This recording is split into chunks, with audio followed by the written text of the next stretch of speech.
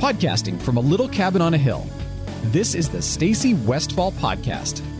Stacy's goal is simple: to teach you to understand why horses do what they do, as well as the action steps for creating clear, confident communication with your horses. Hi, I'm Stacy Westfall, and I'm here to teach you how to understand, enjoy, and successfully train your own horses. In this season, I'm giving you some behind-the-scenes insights into how I use the techniques and ideas that I've been sharing with you on my own horses. And thankfully, unlike last week, I've actually ridden my horses. In this episode, I want to share 3 things with you. First, I'm going to share the project that I was working on instead of riding my horses. Then, I'm going to discuss the idea of a once-in-a-lifetime horse. And then I'm going to share what it's like to get started again working my horses after a break. I briefly mentioned a podcast or 2 ago that I was working on a project, but I stayed kind of vague on purpose. But finally, it's here, and it's a new course titled The Complete Guide to Improving Steering and Teaching Neck Reining. And I'm super excited because it's step-by-step instruction for understanding the whole training process. And then each stage is broken down with video examples and mistakes that are made and, learning correct rider position and all the steps that it takes to go from basically the first ride on a colt through neck reining. Yeah, it covers a lot, but because I've been teaching this for so long, and because I've learned how to break it down, I've made these modules really digestible. And so there's 4 different techniques and 4 different patterns, main patterns that you're using. And when you look at it, it's actually like these 4 modules, and they're basically 40 minutes each, but then there's a deep dive section. So it's you can watch the regular kind of understanding it and the main picture. But then if you want to go even deeper, you can do a deep dive. So basically, I'm just super happy because I know it's my best teaching yet. And when I listen to it, it makes me laugh because it sounds like the podcast has come to life in video form. And then because I like, reading, I like drawing. You should see me before I show at dressage shows. I'm drawing on pieces of paper. And so I've made printable PDFs, and then I created something I'm calling an audio ride guide. And since I made up that name, let me explain what it is. Basically, say you watch module 2 and you watch 1 point, 2.1, 2.2, 2.3, and you watch all these little short videos. They're all under 10 minutes. They're little chunks. And you learn about the technique, you look at the pattern, and then you want to go out to ride. But instead of just taking the printed pattern, imagine if you were listening to something like this podcast, but I'm calling it an audio ride guide, for the specific technique that you just learned about on the pattern that you just learned about. So it was really interesting because I was experimenting with this idea last year, and I sent it to several of the people that had come to clinics. And take a listen to this feedback. One person said, "The audio was great. I felt very comfortable and knew what you meant every step of the way, especially since I was just at your place and had just practiced those transitions, reminding me to breathe, roll my shoulders back, massage the mouth, move my hands back and forth, and be aware of the head placement really helped me focus. I really enjoyed it. One thing I realized is that my focus was on what you were saying and applying it while I was riding. So I couldn't think of anything else, just on what was going on, just on what I was doing. Kind of like yoga, where you clear your mind and focus on what you're doing." And I thought that was really interesting because when I talked to her on the phone, she was like, yeah, it was great because instead of having those little nagging things where sometimes, your mind wanders and you're thinking about dinner or you're thinking about something you need to do tomorrow, she said it just really helped keep her focused. And then this feedback from another person. "After listening to it, I went out to ride and listen. I loved the relax and shoulder roll along with all the cues, and timing was extremely helpful. It kept the ride consistent and held you accountable for leaning forward, being too quick with your hand, and not using your legs.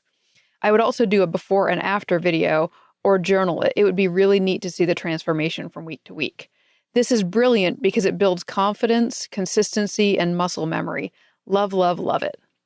So I set the course up so that you can see the training process from the horse's point of view, and you can see all the stages of training that build a solid foundation for a horse that goes off and does anything, whether you want to trail ride your horse or you want to head, as you've seen me do with my horses, to the reining pen, to the dressage pen, to the mounted shooting pen, or again, you know how much I love trail riding, and all the way to neck reining. I'm telling you, when I say it's the complete guide, like it's really thorough. And I'm making it available from now until February 15th. And then on the 15th, I'm closing the doors.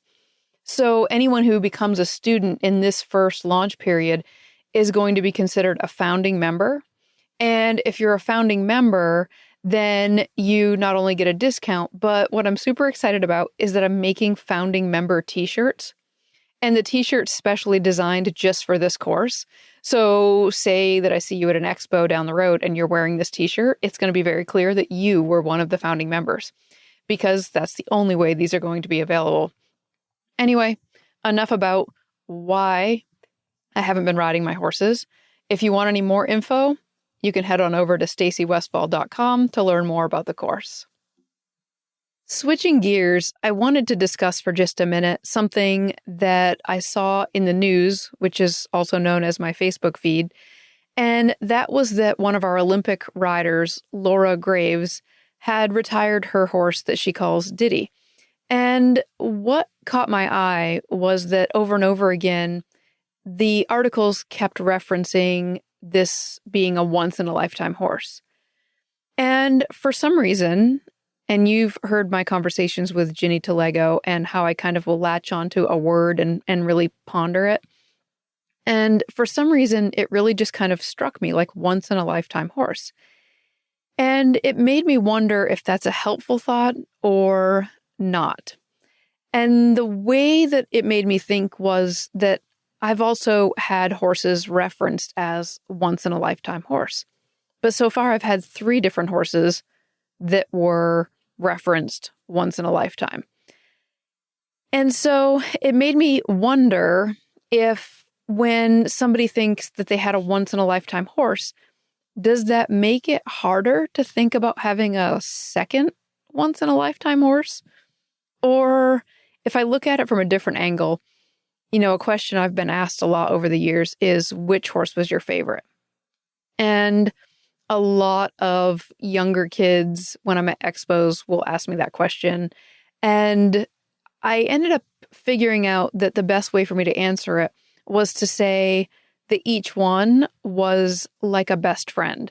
And when I think back over my lifetime, I had different best friends at different periods of my life. And so it kind of makes me wonder if that idea is tied together a little bit with the once-in-a-lifetime idea. Now, personally, I find the once-in-a-lifetime a tiny bit more constricting. But then again, maybe it works because each horse has its own unique story.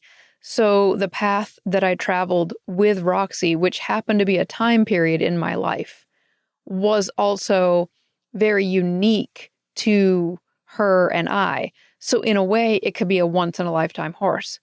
But the path that I followed with the horse prior to her, which would have been Can Lena, which I called Haley, she was my first bridleless horse. And so she was this once-in-a-lifetime horse before Roxy came along.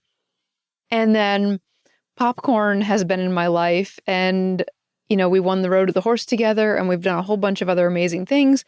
And he's been made into a Breyer model as well as Roxy.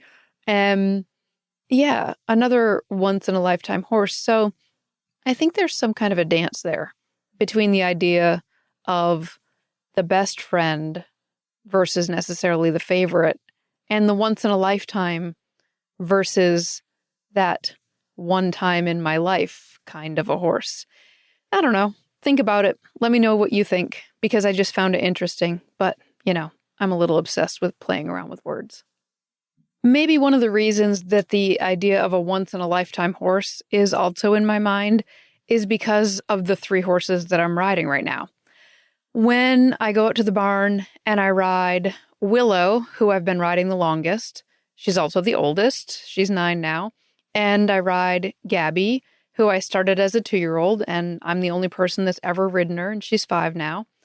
And then there's Presto, who, again, I rescued, got from the Last Chance Corral, nursemare foal, and I've had him since he was a very little guy, and I've raised him, and I'm the only one that's ridden him. And I think in the back of my mind, there's this idea that if you go back many, many years, I think it's kind of funny to think about people that met Roxy before Roxy was Roxy. So I was talking to my mom not that long ago, and we were discussing the last time we had ridden together. And it came up that when Jesse and I and my mom were all sitting around talking, and we were like, it was that trail ride when we hauled the horses over to this one place and you rode Roxy. And she's like, what?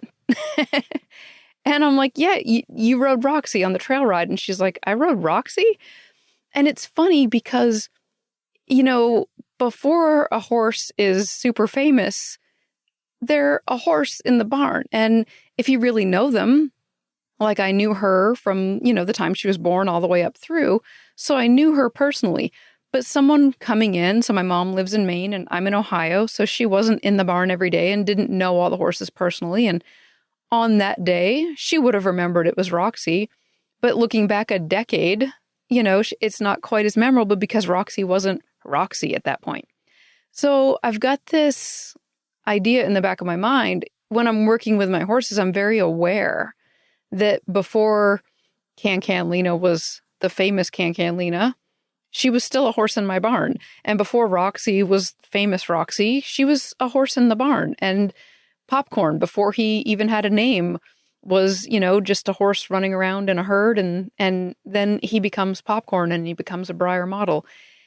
And that could happen with one of these horses.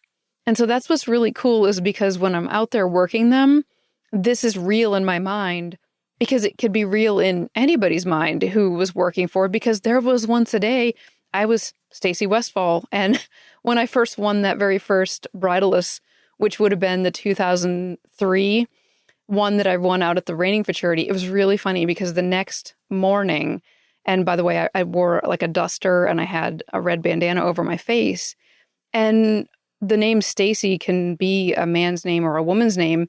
And when I went down to breakfast the next day, it was kind of funny because my husband and I, you could hear people talking about whoever that was who won the freestyle last night. So even I had that time before I was known. And so it's just kind of interesting to kind of be able to live on both sides of that fence. But one thing that this makes me think about, probably because of everything that's kind of rolling together right now, which is the awareness of the idea of a once-in-a-lifetime horse because of reading about Laura retiring hers. And then the idea that I'm making these videos and that I'm using my own horses as well as some horses that, from other barns inside of these videos so that I can make sure I hit all these different stages and show all these different problems. And I find it really interesting that Roxy is in my old DVDs. So it's kind of funny that Roxy's in my bowing DVD. And it's just interesting to me to think that as much as I know and as much experience as I have, I couldn't tell you right now whether Willow or Gabby or Presto will ever be another one of those once-in-a-lifetime horses or not. But I find it really fascinating to be documenting them because it's just fun to look back. But what I learned this week, taking up riding my horses again, some of the things that I want to share with you that I've kind of referenced before in the podcast, but I want to share how they work for me, is that the first thing that I notice is that time off with the horses taking time off and me taking time off, because it's not like I kept on riding and just didn't ride those horses. I wasn't riding at all and they weren't being ridden. And what I notice is that the very first thing I lose a little bit of is the top. So it feels a little bit like a top-down loss. So if you picture training like a pyramid, and hopefully you've got this big solid base of emotional control training, and then you've done, like, let's just use like the training pyramid, like from dressage. And so then you've got like rhythm and relaxation. And so that's pretty hardwired in. So that's pretty solid. And then you go up through and you've got like connection and impulsion and straightness. And so before I took time off, I was working on fairly advanced things with at least the older two, Willow and Gabby. Was working on some lead changes and some things like that. But I was also working on the basics, because the better your basics are, so like a walk, canter, walk transition is really good for working on your lead changes. So I'm not just changing a ton of leads, I'm working on things that work on lead changes. But what's interesting is to notice when I jump back in after a couple of weeks is that, for me, it's a top-down loss, meaning that if I'm going to lose, it's like I'm losing that, let's just say the top 10%, so we can kind of get on the same page. But then when I look around and I look at other horses, so one of the horses at the barn that I went to do some video for this new course at, when this horse kind of starts to fall apart, one of the thoughts is like, so when a horse is struggling, you have to look at whether they never learned that spot, so they never really fully understood it, or whether there's something else going on there. So one of the horses that shows up in the video, it's really interesting because I think sometimes when horses are getting trained, I'm going to call it paper thin. And let's just use the words where we've got elementary school, high school, college, or just some kind of a progression like that. But let's just throw in grade levels. So let's just throw in like, we'll just go 1 through 10 and we'll call that grade levels.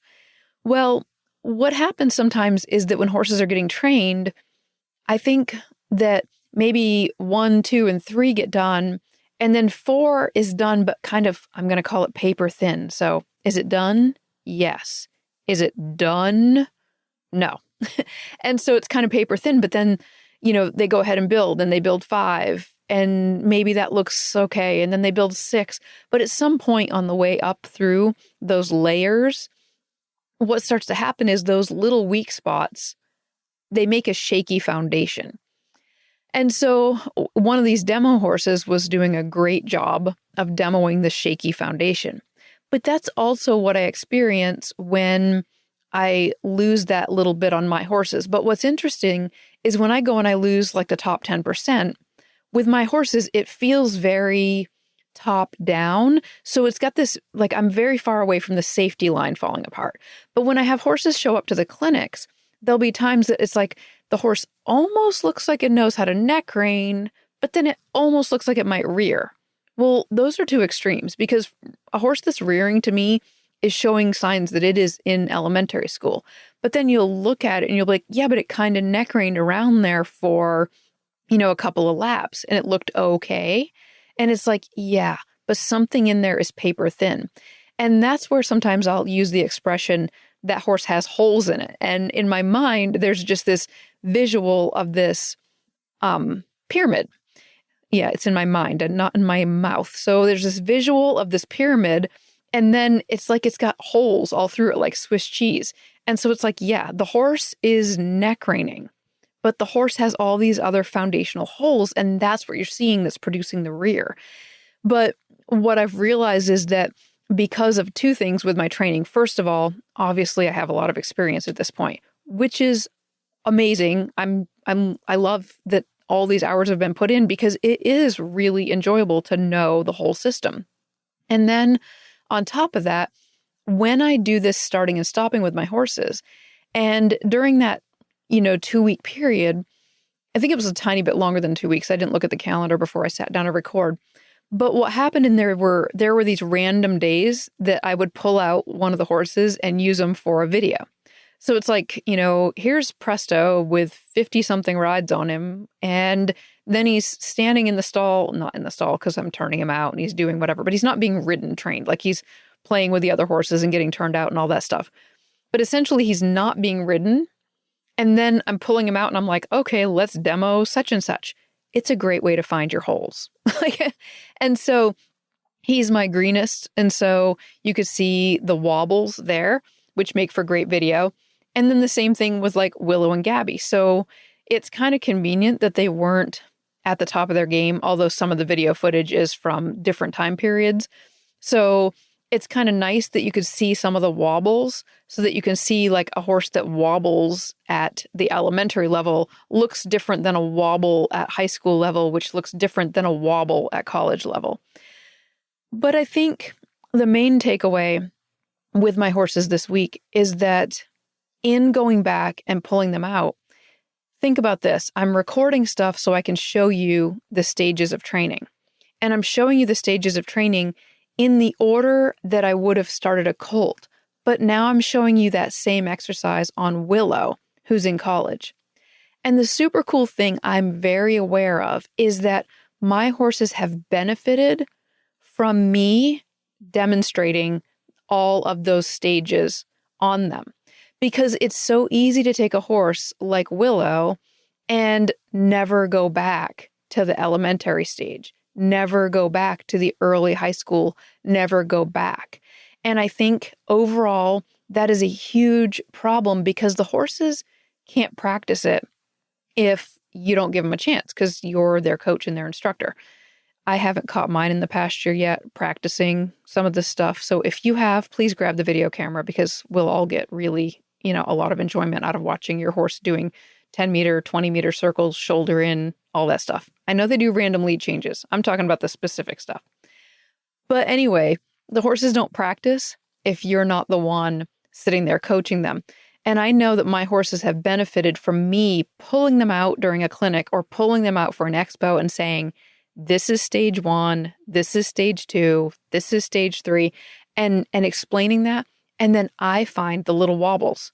So both Willow and Gabby contributed to the mistakes videos that are in the course by making mistakes on simple things. This is not making mistakes on a lead change. This is making mistakes on the same exercise that Presto's barely grasping, but Willow's going way down the level and there's still a little wobble there. So that's what I would say I was doing. I was doing lots of the spiral in, the spiral out, the counter bending, and all these different things that you've heard me talk about. Because remember, I said it's like the podcast come to life in a video. That's all I have for this week. Thanks for joining me, and I'll talk to you again in the next episode. If you enjoy listening to Stacy's podcast, please visit stacywestfall.com for articles, videos, and tips to help you and your horse succeed.